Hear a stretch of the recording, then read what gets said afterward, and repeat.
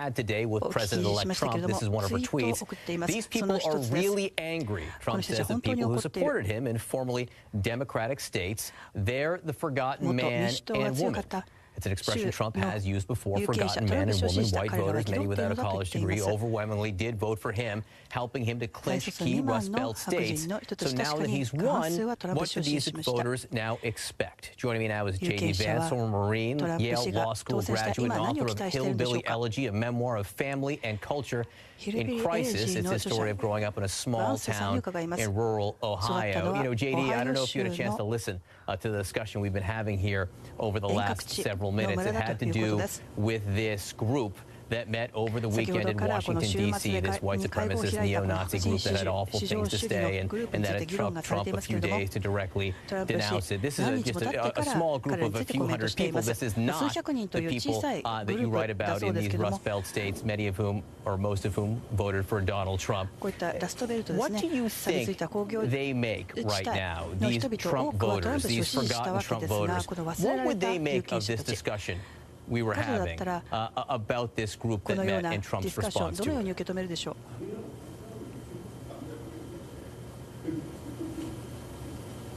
JD, you hear me okay? No, I don't think JD Vance is hearing me.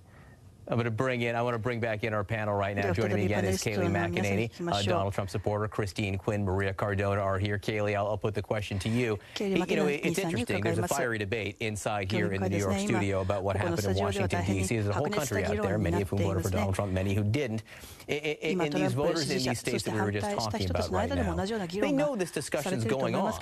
They must know this discussion's going on. What do you think they make of it? You're referring to the hate conference in Washington, D.C., right? I think most voters are watching and they know Donald Trump's not a racist. They know no one he's appointed to his cabinet is a racist. They understand that the left is desperately trying to paint them as so. They understand that his campaign and his presidency and his cabinet has no affiliation with the group of 200 racists we saw gather in that D.C. hotel. What they're concerned about is how they're going to get food on the table for Thanksgiving, how they're going to ensure they have a job come next January, how they're going to afford Obamacare premiums. That is what they're concerned about because they know that this is a narrative being sowed by the left and it's a false narrative. J.D. Vance, are you with us now? I'm with you. Fantastic. A technical marvel. You just heard Kayleigh McEnany here again. I hope you heard our discussion before about this hate group that met over the weekend in Washington. And again, I'm curious, the overwhelming number of Trump voters clearly not associated with this group in any way, but what they make of the discussion about this group and Donald Trump's response to it. Well, so many of the voters I know who voted for Donald Trump didn't love the rhetoric, some of the rhetoric employed by the campaign in the first place. So I know a lot of Trump voters are probably saying to themselves right now, that's a really good move. It's right for him to condemn these folks. And so a lot of folks maybe think he's flip-flopping even, but I really don't think that. And I think a lot of the voters I know are just excited that he's talking about these very deplorable people in the way that he is. And so there's no risk to him for speaking out against it because some people say, oh, if he speaks out against it, he shines a light on it. You know, he could do it sooner if he wanted to and not offend his voters, correct?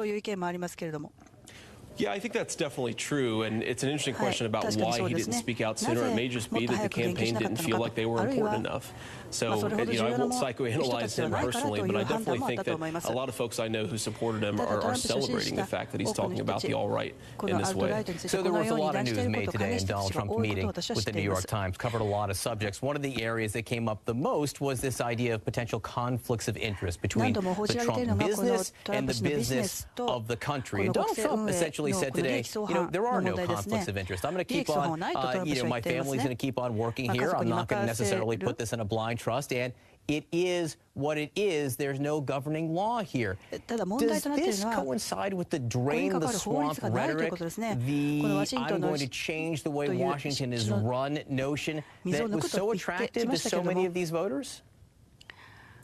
Well, it's probably a little too early to say. You know, it definitely is true that the optics aren't perfect right now. But I think a lot of folks are taking a very patient wait-and-see approach. They don't necessarily think that things are going to get better immediately.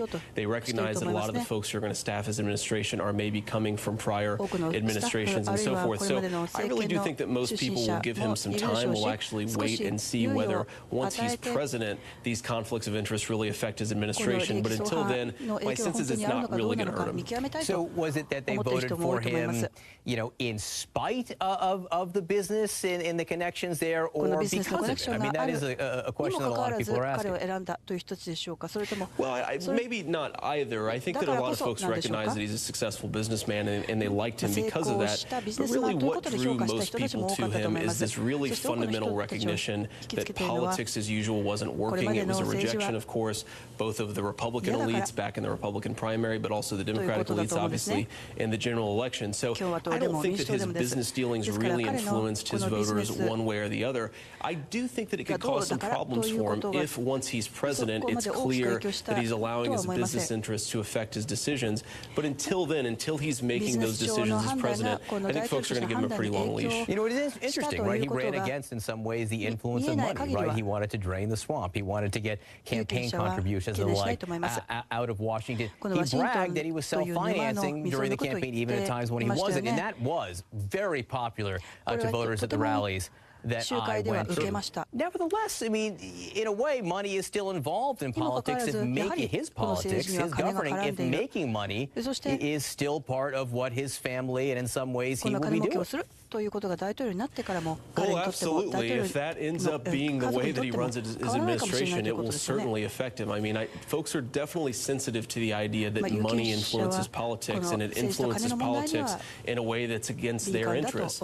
But at the end of the day, if once he's president, that doesn't influence the way that he governs. If he gives folks some things on the economic side that really make them feel like they were justified in supporting him, I don't think it's going to affect them. I really do think this run-up to the election, run-up to the inauguration, the transition team and so forth, people are sort of taking a wait-and-see approach. I think that's the approach that most voters are taking. Of course, if he takes the wrong approach when he's president, I don't think that people are going to continue to give him that long leash. You know, I thought of you when the video release was yesterday. He released this video saying what he's going to do the first days of office, and he kept on emphasizing jobs, jobs, jobs. He keeps on going back to that word. His team keeps on going back to that word whenever he can, and I have to believe that's incredibly attractive to a lot of people. Oh, absolutely it is. That's definitely, I think, why most folks who voted for him ended up voting for him. That's certainly a big part of the reason that a lot of Rust Belt white working class voters switched from Obama in 2008 to Trump in 2016. And that's what he's going to be ultimately judged on. I don't think that folks expect things to turn on a dime. I don't think Trump's going to be penalized in mid-2017 if all the jobs haven't come back. But if these trend lines don't move in the right direction, if this opioid crisis continues to get bad, if the jobs crisis continues to influence and affect these areas where Trump's voters are living in an especially acute way, then they're going to punish him for it, just as they did Obama, frankly, and the Democrats in 2016, just as they did Republicans and Bush in 2008. It's definitely, there's a recognition that things aren't going especially well. So Trump... Jim Sciutto, please have a great Thanksgiving. AC 360 starts right now. Good evening, John Berman here in for Anderson. And if you're watching us at the airport about to board a flight home, choose the steak, not the fish. Tonight, Donald Trump's choices for his staff and cabinet. And according to the Washington Post, his choice to forego some of the classified intelligence briefings he is now entitled to receive. As for job offers, a staunch conservative for Education Secretary, a sharp critic for UN Ambassador, perhaps Ben Carson for HUD Secretary, perhaps, although Trump and Carson have yet to say anything definitive. And then there's Mitt Romney. Will he be offered the Secretary of State job? We just don't know. For more on what we do know, here's Jason Carroll. President-elect Donald Trump is bolstering his cabinet by turning to a one-time critic. I will not stop until we fight a man that chooses not to disavow the KKK. That is not a part of our party. That's not who we want as president. Trump today announcing South Carolina Governor Nikki Haley as his choice to serve as U.S. Ambassador to the United Nations. Haley, a daughter of Indian immigrants, became the first woman and the first person of color elected as governor of the Palmetto State. She has no significant foreign policy experience. Trump today also naming Betsy DeVos, a top GOP donor and proponent of school choice, as his pick to head the Department of Education, calling her a brilliant and passionate education advocate. DeVos was also critical of Trump and never an enthusiastic supporter during the campaign. Trump pledged throughout the campaign to do away with the Common Core education standards to huge cheers. And we are going to end Common Core. Education is going to be brought local.